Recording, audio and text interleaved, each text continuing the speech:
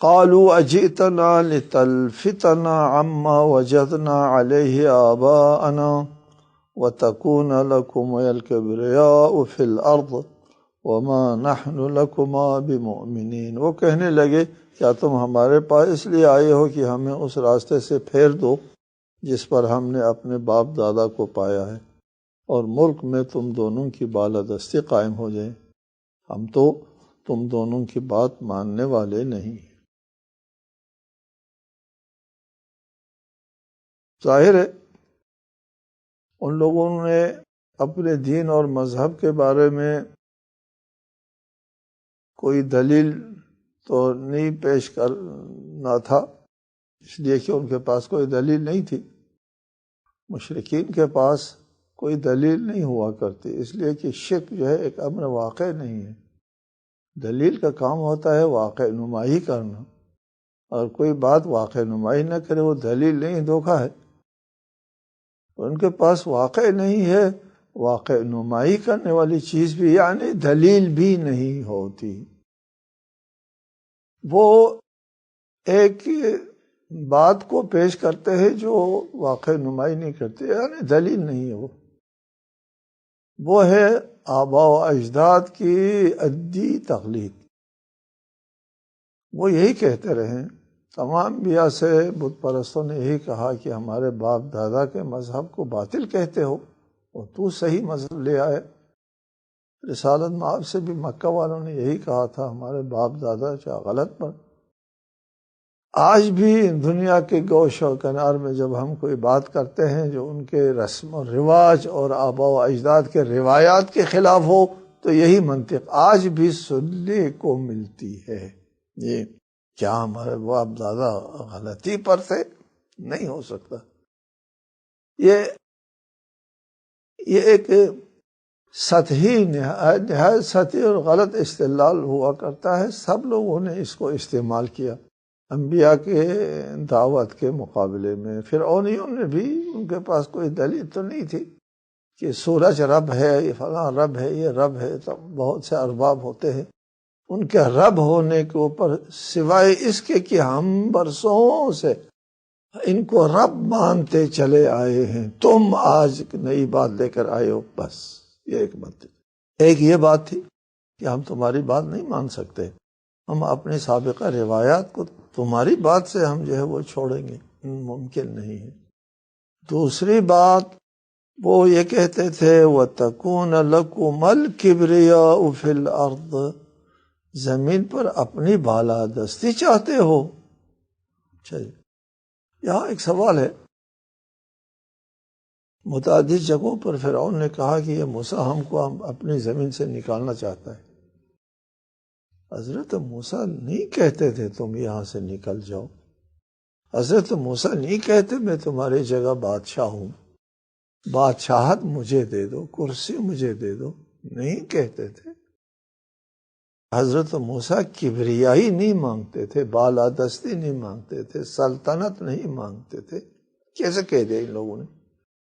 حضرت موسیٰ الٹا یہ کہتے تھے ہم کو تمہاری سرزمین چھوڑنے کی اجازت دے دو، ہم نکل جائیں گے یہاں سے، اپنے بنی اسرائیل کو لے کر اپنے وطن واپس جانا چاہتے ہیں، ہم کو جانے دو۔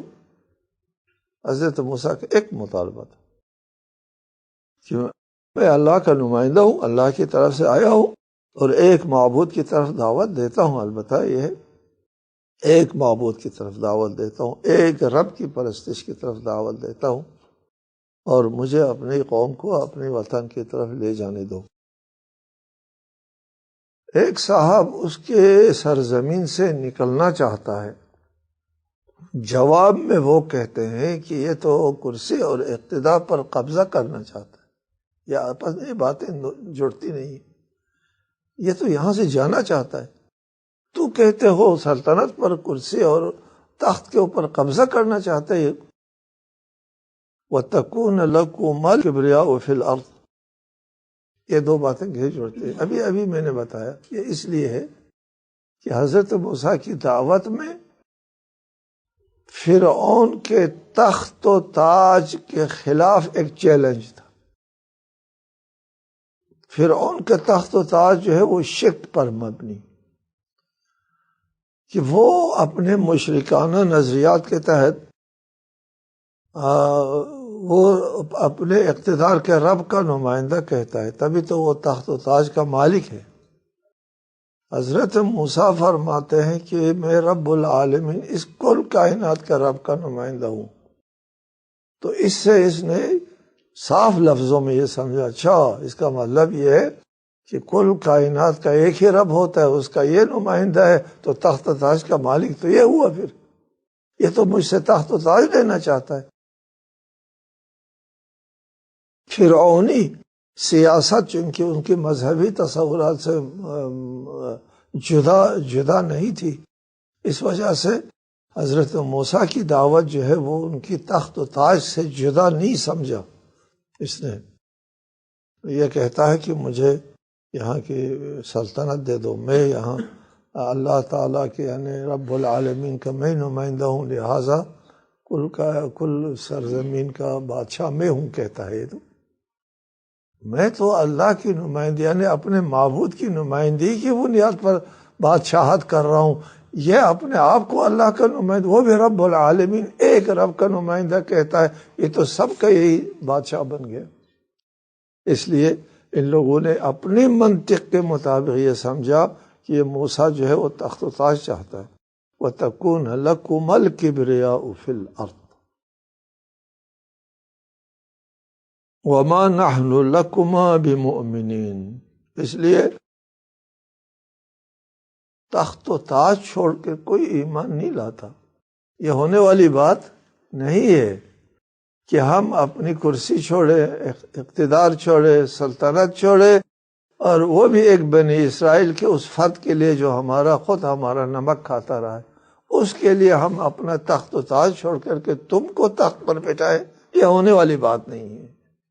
وَمَا نَحْنُ لَكُمَا بِمُؤْمِنِينَ، یہ ہونے والی بات نہیں۔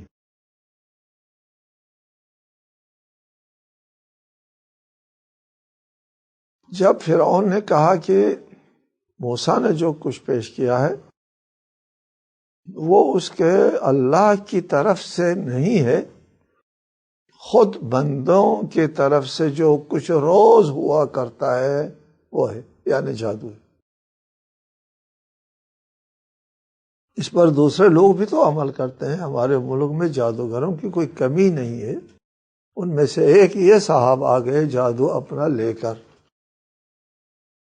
جب فرعون نے اپنے لوگوں میں اس چیز کا اعلان کر دیا، البتہ کچھ لوگ تھے حقیقت بین، ان لوگوں نے دیکھ لیا کہ یہ وہ چیز نہیں ہے جو ہمارے ہاں لوگ کرتے ہیں، جادو یہ مختلف چیز ہے، یہ ہمارے ہاں جو معمول ہے جادو یہ اس سے مختلف چیز ہے۔ سمجھ لیا، ایمان بھی لے آیا، مومن بن گئے۔ جیسے فرعون کی بیگم ہے، اور ایک دو افراد کا بھی اور نام لیتے ہیں اسی فرعون کے درباریوں میں، اور مومن آل فرعون ہیں۔ کچھ لوگ تھے، یہ لوگوں نے دیکھ لیا یہ وہ جادو نہیں ہے جو ہمارے ملک میں رائج ہے، یہ مختلف چیزیں، ایمان لے آیا۔ حضرت موسیٰ کے اس عمل کو ممکن ہے اور بھی بہت سے لوگوں نے سمجھ لیا ہو کہ یہ وہ جادو نہیں ہے، تاہم ان لوگوں نے اپنے